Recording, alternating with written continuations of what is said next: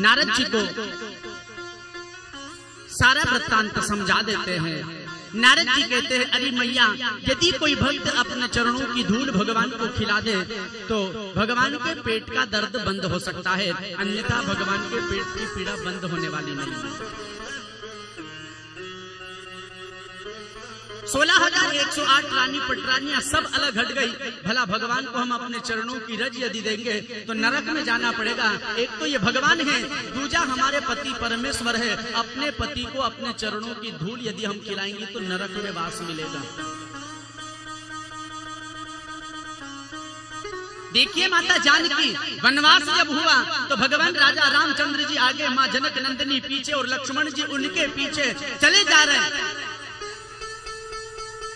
जहाँ प्रभु राघव राम जी चरण रखते हैं, उन चरणों को बचा करके माता जानकी दूसरी जगह चरण रखती है। ऐसा ना हो मेरे पति परमेश्वर के चरणों के ऊपर चरण रखा जाए और मुझसे अपराध हो जाए।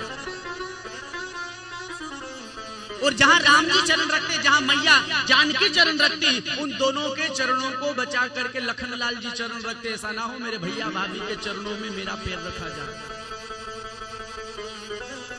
अपने पति के चरणों पर चरण नहीं रख रही माँ जानकी, और आज की पत्नी अपने पति की छाती पर चरण रख रही है।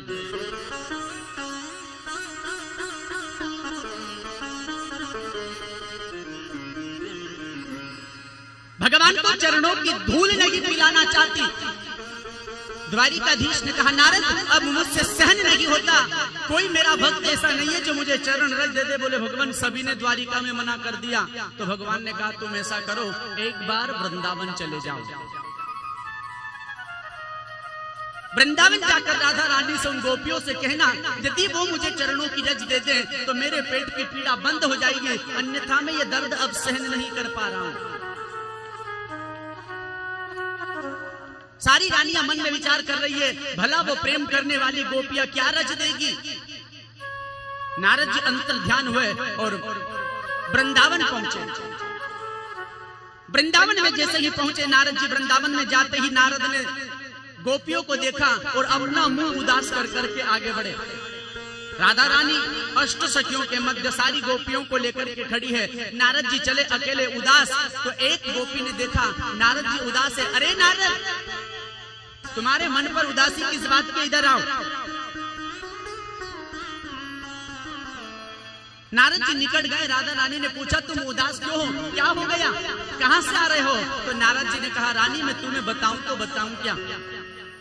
ब्रज रानी कहानी अगम्य बड़ी, जिसे है तू उदास दिखाया हूं मैं। ब्रजराज के पेट में पीड़ा उठी,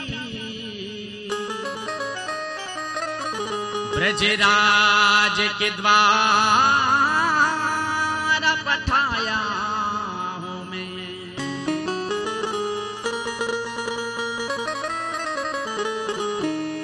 पग धो कर भक्त पिलावे कोई,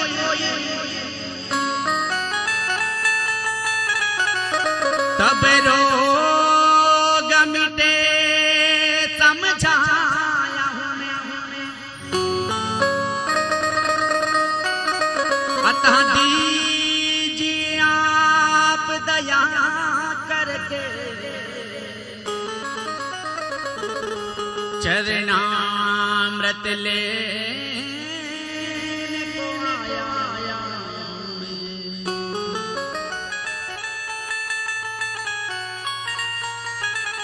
राधा,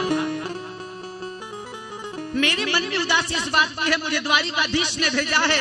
आज उनके पेट में बड़ी जोड़ की पीड़ा हो रही है, और कोई भक्त यदि उसे अपने चरणों को धो करके दे दे या अपने चरणों की धूल दे दे और वो खा ले तो पेट की पीड़ा बंद होगी, इसके अलावा उसका कोई इलाज नहीं है।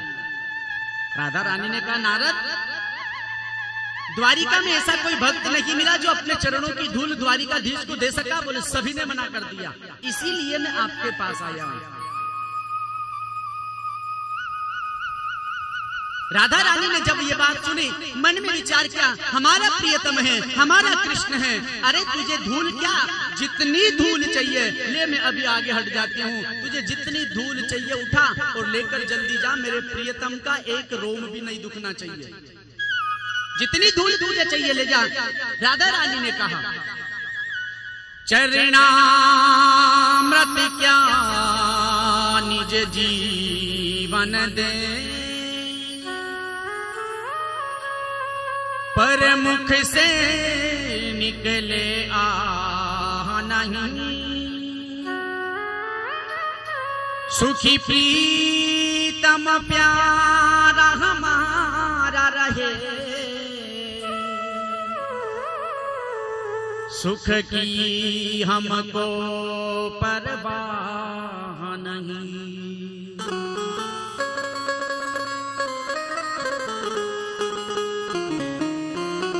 कुलिकांति विरोध करे तो करे,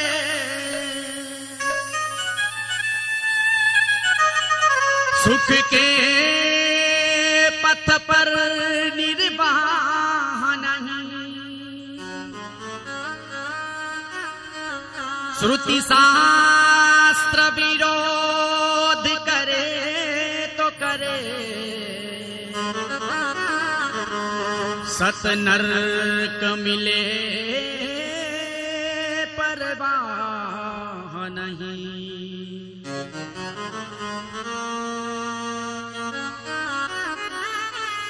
हे नारद, जितनी धूल तुझे चाहिए तू लेकर के जा, लेकिन हमारे प्रियतम कृष्ण का एक रोम भी नहीं दुखना चाहिए। ले, मैं अभी आगे बढ़ जाती हूँ। नारद जी ने कहा, नरक में जाना पड़ेगा, नरक मिलेगा। तुम जानती हो द्वारिकाधीश भगवान है, नारायण है, और उन्हें यदि तुम अपने चरणों की रज खिलाओगी, धूल खिलाओगी तो नरक में जाओगी। तो राधा रानी ने कह दिया, सुरती शास्त्र विरोध करे तो करे, सत नरक मिले परवाह नहीं। एक बार नहीं, मुझे 100 बार भी यदि नरक में जाना पड़े तो नारद, मैं कृष्ण के लिए 100 बार भी नरक जाने के लिए तैयार हूं, लेकिन मेरे कृष्ण का रोग नहीं दुखना चाहिए। राधा रानी से जब ये बात कही ना, राधा रानी निवेदन कर रही है, मैं कृष्ण के बिना जी नहीं पाऊंगी। वो तो मेरी किस्मत ने, वो तो मेरे इस भाग्य ने ना जाने मुझे क्यों कृष्ण से दूर कर दिया, अन्यथा मैं एक पल भी उससे दूर नहीं रह सकती। मेरा मन हमेशा कृष्ण के साथ रहता है। हम श्याम बिन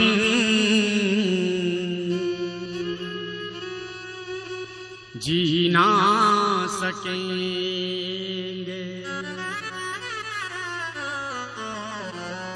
दर्द जुदाई हम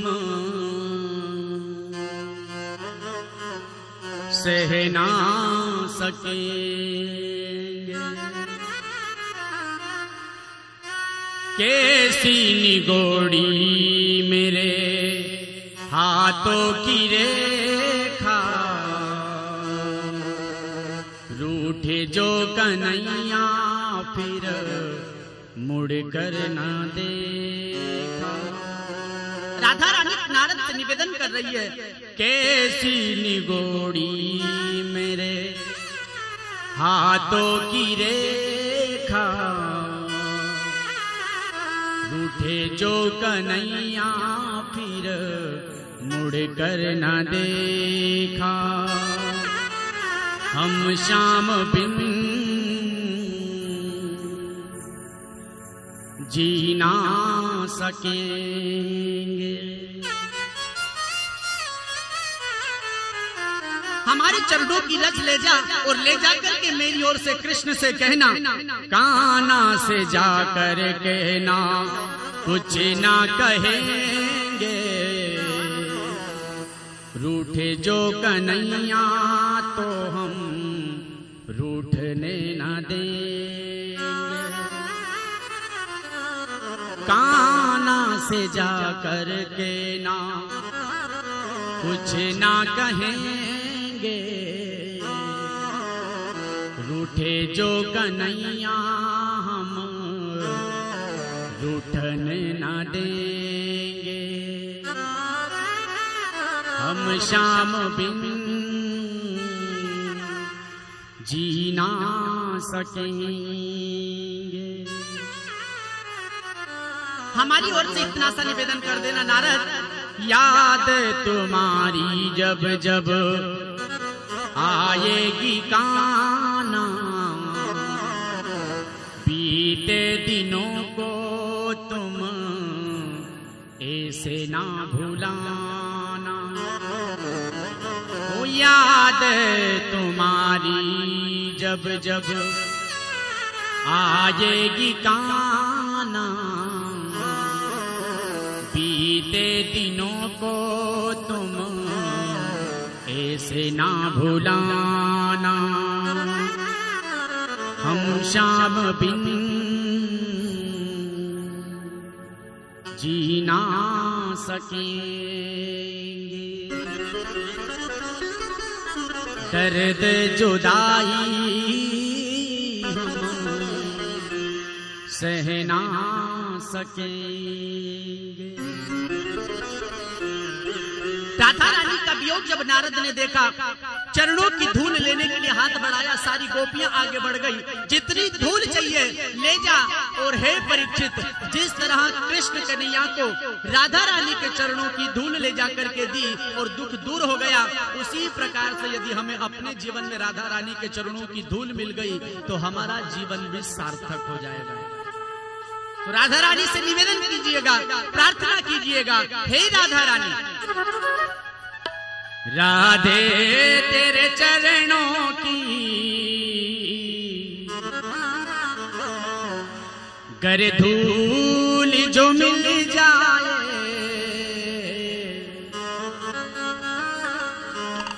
सच कहता हूँ मेरी तकदीर बदल जाए। राधे तेरे चरणों की गर धूल जो मिल जाए, सच कहता हूँ मेरी तकदीर बदल जाए।